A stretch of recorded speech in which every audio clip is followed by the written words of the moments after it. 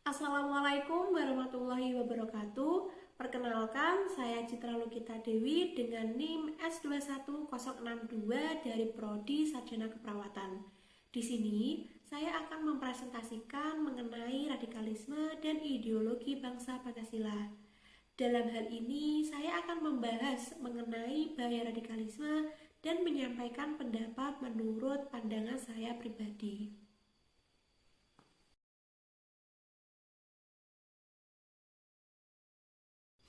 Dampak radikalisme, pemahaman baru pihak tertentu terhadap isu tertentu seperti agama, masyarakat, atau politik tampaknya lebih kompleks karena bercampur dengan aktivitas yang cenderung menggunakan kekerasan.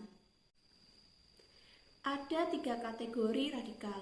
Yang pertama, rendah, kedua, sedang, dan yang ketiga, tinggi. Jika nilainya lebih rendah, masih dalam kategori masih dapat diterima.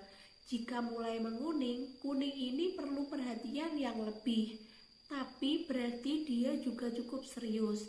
Jadi, seharusnya lebih jelas bagaimana menetralisir situasi.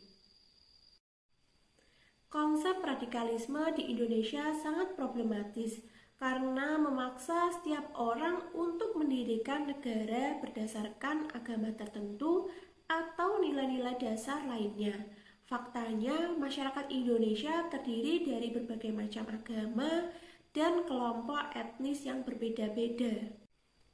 Gerakan radikalisme juga bertentangan dengan sila ketiga Pancasila, yakni Sila Persatuan Indonesia.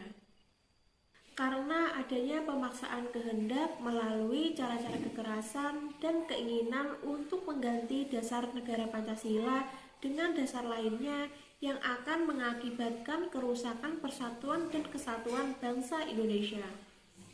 Pemaksaan atas kehendak ini tidak sejalan dengan semangat ideologi Pancasila untuk melindungi setiap individu di Indonesia.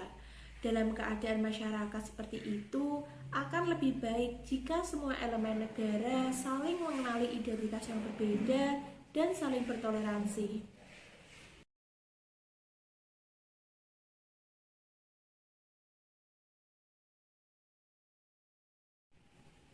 Selanjutnya, pendapat saya mengenai radikalisme dan ideologi bangsa Pancasila.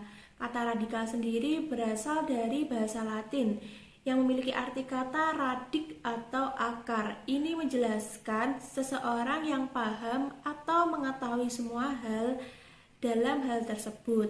Radikal itu bukanlah sebuah istilah yang negatif, bukan sebuah kata yang jelek dan hina, sehingga dipakai untuk mengejek atau menghina.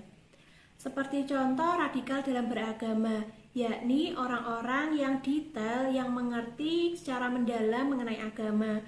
Namun terdapat individu yang merasa dirinya paham, sebenarnya tidak paham, namun dia merasa harus melakukan pergerakan atau perubahan dengan cara-cara melalui kekerasan.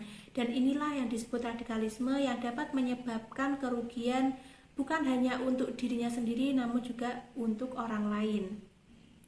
Radikalisme memang benar-benar bertolak belakang dengan prinsip-prinsip nilai hukum dalam Pancasila.